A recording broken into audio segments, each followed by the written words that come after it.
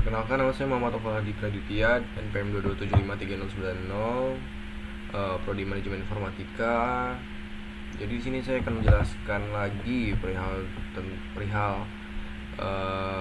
proyek yang saya buat, yaitu membuat sebuah to-do list.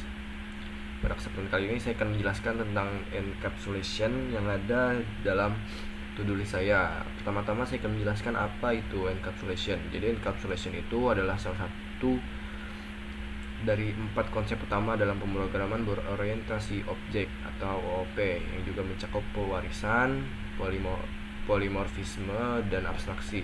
Encapsulation adalah konsep yang penting dalam OOP dan melibatkan pembungkusan data, variabel, dan metode aksi yang beroperasi pada data dalam suatu unit yang disebut kelas. Jadi dalam encapsulation itu ada yang namanya kelas dan objek. Jadi dalam OOP program dibangun dengan menggunakan kelas dan objek dong pastinya. Jadi kelas itu adalah blueprint atau template yang mendefinisikan atribut seperti yang saya jelaskan dalam video sebelumnya. Terus kayak misalnya kelas itu ada dua tipe juga sih. Jadi kayak ada yang encapsulationnya private, ada juga yang public gitu, atributnya private ataupun metodenya public. Jadi apa itu private ya? Pertama kita akan menjelaskan private. Jadi private itu atributnya itu hanya dapat diakses dan dimanipulasi dalam kelas itu sendiri.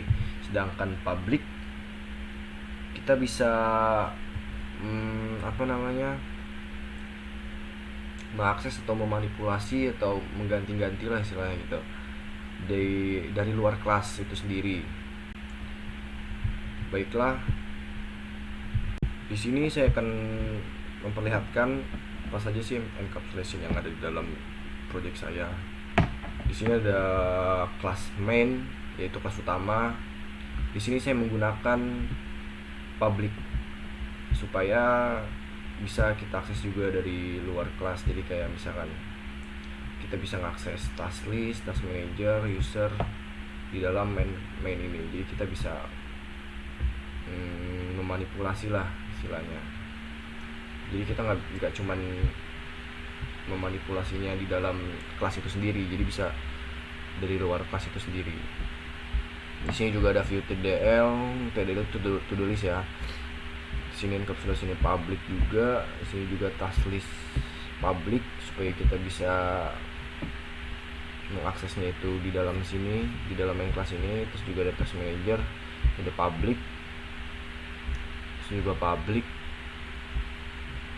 Nah, di sini TDL ini buat nambahin itu ya, buat nambahin to-do list kita ya. Jadi kalau misalnya kita ada to-do list atau suatu hal yang pengen kita kerjakan, bisa kita masukin dalam to-do list kita. Terus juga kalau misalkan ada yang pengen kita hapus juga bisa. Di sini dengan remove TDL ya.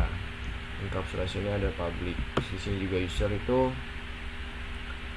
Nah, di sini saya menggunakan public untuk class user dan private untuk inputnya loh. Kayak saya kan di sini pakai scanner ya, default scanner. Jadi saya menggunakan private supaya inputannya itu tidak bisa cuman bisa diatur dalam kelas itu sendiri gitu.